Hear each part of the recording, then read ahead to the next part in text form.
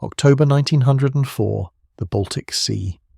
Tsar Nicholas II stared at the telegram that would doom thousands of his sailors to a nightmare voyage halfway around the world. Port Arthur besieged, Pacific Fleet trapped, Admiral Makarov dead. The words carried the weight of catastrophe. Russia's best naval commander had been killed when his flagship Petropavlovsk struck a Japanese mine on April 13th, exploding with such force that 635 men vanished in minutes. Now the Pacific Fleet cowered in port while Japanese warships tightened their stranglehold. The Tsar's solution was as desperate as it was doomed. Send the Baltic Fleet 18,000 miles around 3 continents to break the siege. 45 warships would steam through waters controlled by Britain, Japan's ally, with no coaling stations, no repair facilities, and no realistic hope of success. Command of this impossible mission fell to Admiral Zinovy Rozhestvensky, a man whose volcanic temper was matched only by his tactical competence. He understood immediately that this voyage violated every principle of naval warfare. His ships were untested, his crews were untrained, and his orders were insane. But orders from the Tsar were absolute. The fleet departed Libau on October 15th, and disaster struck before they even left the Baltic. Ships ran aground on sandbanks their captains should have avoided. The battleship Oriole lost both anchors when improper stowage sent them crashing through the hull. The cruiser Aurora collided with another vessel in fog so thick that ships literally couldn't see their own bows. This was supposed to be the relief force that would save Port Arthur. Instead, it resembled a maritime circus performing for an audience of horrified observers. Then paranoia seized the fleet like a contagious disease. Intelligence reports, manufactured by nervous diplomats and credulous officials, warned that Japanese torpedo boats were lurking everywhere.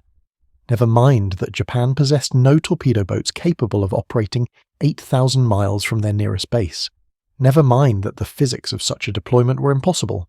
Russian sailors, most of whom had never fired their guns in combat, convinced themselves that every shadow concealed an enemy torpedo. October the 21st. The North Sea near Dogger Bank.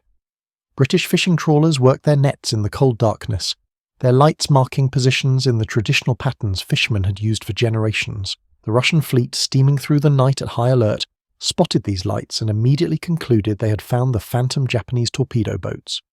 What happened next nearly triggered a war between Russia and the British Empire. Russian battleships opened fire with every gun that could bear.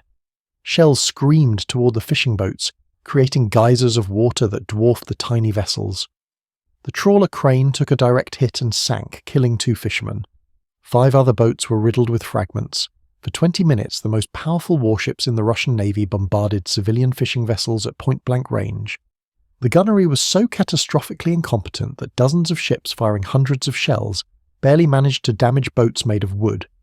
But they did manage to hit their own cruiser Aurora twice, killing a sailor and a Russian Orthodox priest. When dawn revealed the truth, when officers finally recognized they had just attacked British civilians, the magnitude of the disaster became clear. Britain mobilized the Royal Navy and shadowed the Russian fleet with overwhelming force. War seemed inevitable until France, desperate to maintain its alliance with Russia while courting Britain, intervened diplomatically. Russia agreed to an international inquiry and paid £66,000 in compensation. Admiral Rozhestvensky, who had ordered ceasefire the moment he realized the mistake, now commanded a fleet that had become an international laughingstock. The voyage down the African coast transformed from farce to horror. To minimize stops for refueling, the fleet took on double loads of coal, but the coal bunkers couldn't hold the quantities needed, so sacks were stacked everywhere. On deck, in passageways, in crew quarters, even in ammunition storage areas. The ships became floating mountains of coal dust, and that dust was highly explosive. Worse, as they entered tropical waters, the combination of heat, humidity and coal dust created a black tar that coated every surface and filled every lung. Sailors literally coughed up black sludge. Men died from respiratory failure, their lungs destroyed by constant exposure to coal particles. The fleet began to resemble a procession of ghost ships, trailing black clouds and leaving a slick of coal dust on the ocean behind them. Disease spread through the crews like wildfire. Without proper medical facilities and sailing through tropical regions no Russian sailor had ever experienced, men fell to malaria, dysentery, and tropical fevers that Russian doctors couldn't identify, much less treat. Funerals became daily occurrences.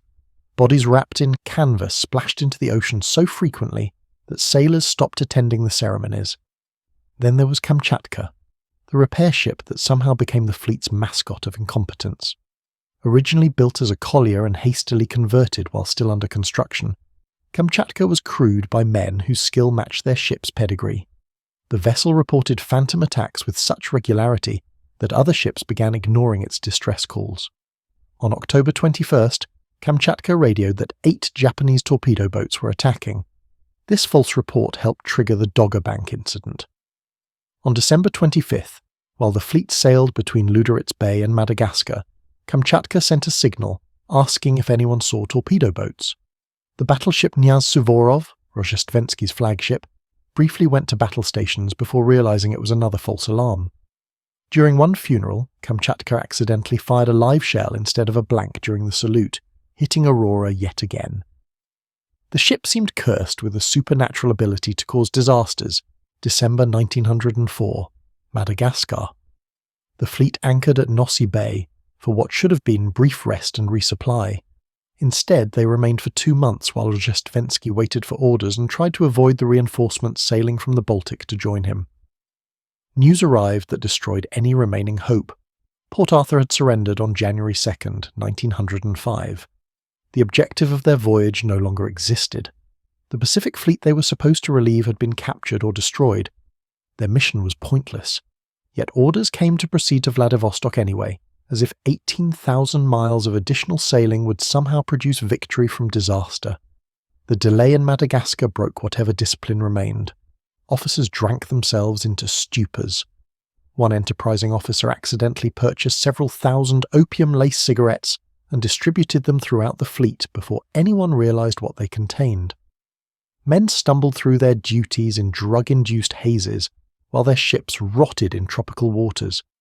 The crews collected exotic animals as pets, because apparently sailing to certain death required companionship. Crocodiles, monkeys, poisonous snakes, and tropical birds roamed the decks. On one vessel, a large snake coiled around the main gun barrel and refused to be dislodged, rendering the weapon useless. Sailors were too terrified to approach it and too superstitious to kill it, so the gun remained out of commission, while the snake basked in the tropical sun. Gunnery practice, desperately needed given the performance at Dogger Bank, proved that training had accomplished nothing. The ships were short on ammunition because one supply vessel had been mistakenly loaded with cold weather gear instead of shells.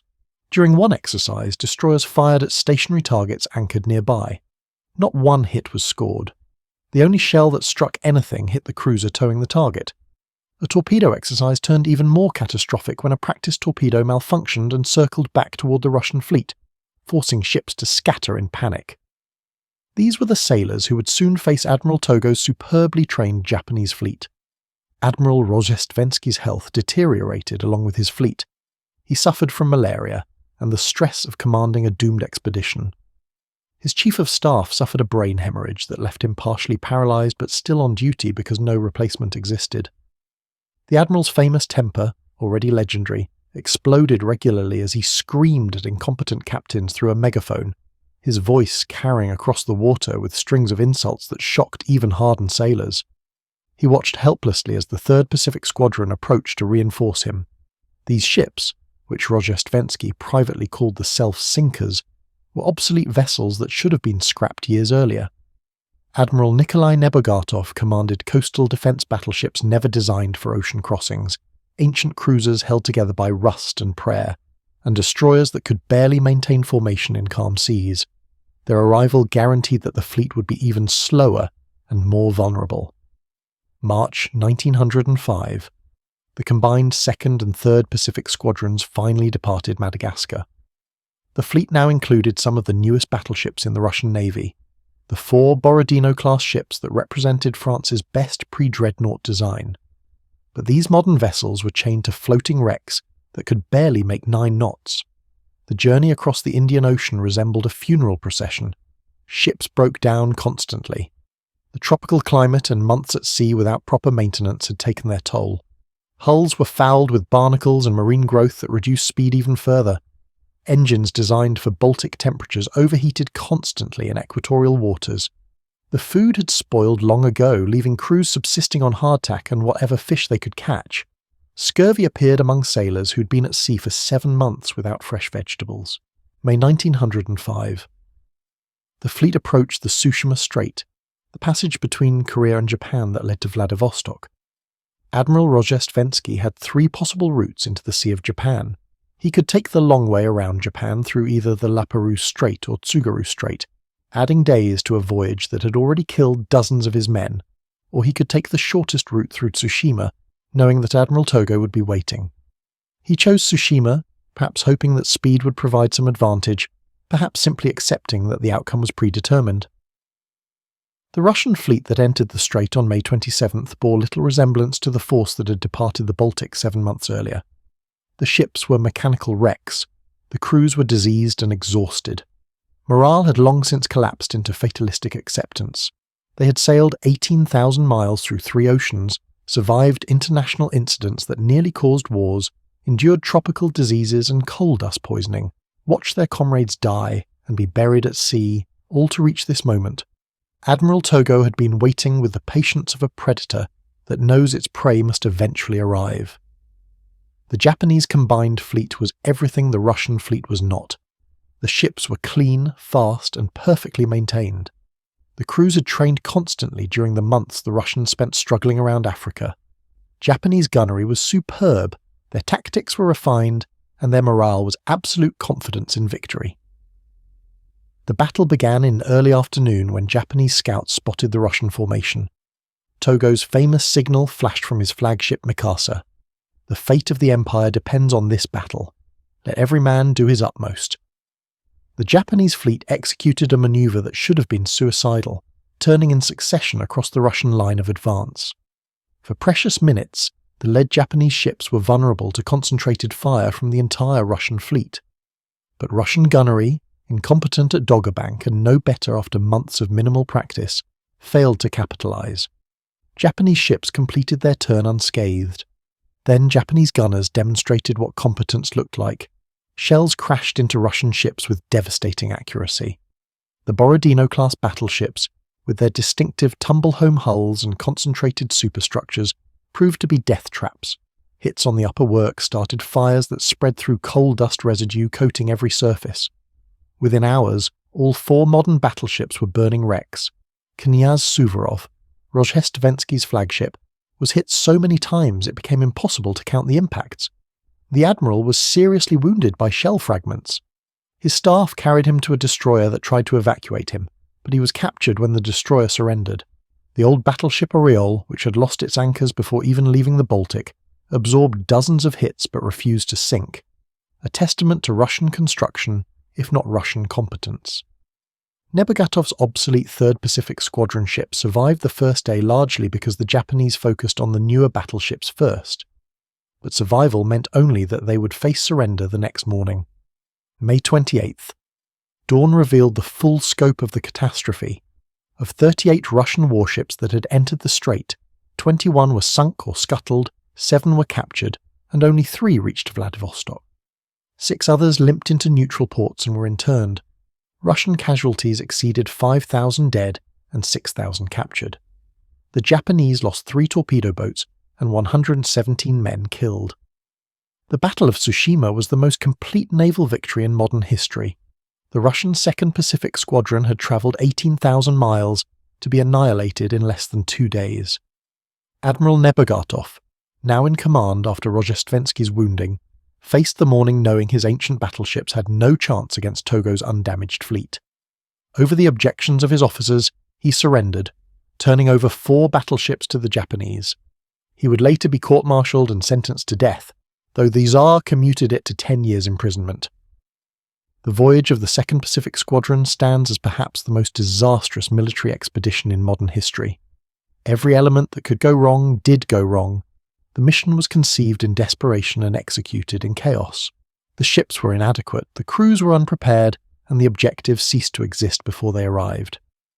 Admiral Rozhestvensky accomplished a remarkable feat of seamanship by bringing a coal-powered battleship fleet 18,000 miles, but he delivered it to inevitable destruction. The voyage drove men insane with tropical diseases, coal dust poisoning, and the psychological torture of sailing towards certain death. It nearly started a war with Britain over mistaken identity. It showcased incompetence so profound it became legend. From the Kamchatka's phantom attacks to gunnery so poor it couldn't hit fishing boats at point-blank range. The Russian sailors who died at Tsushima were victims not just of Japanese superiority, but of a system that sent them on an impossible mission with inadequate preparation and obsolete thinking.